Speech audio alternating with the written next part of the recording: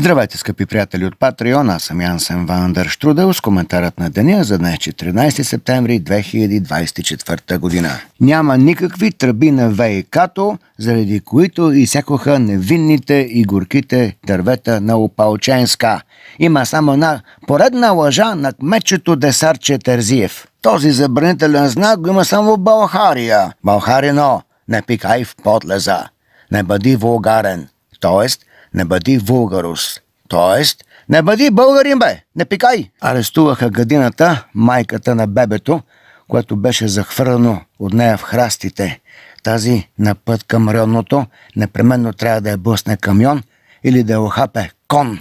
Две мили бълхарчета замериха с балони пълни с вода стари хора в Дружба, в София, центъра на културата. Те ще пораснат и може би ще станат министри или депутати.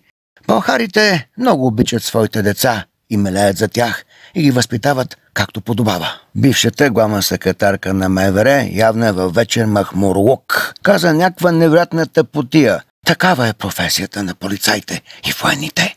Плащат ни, за да умираме.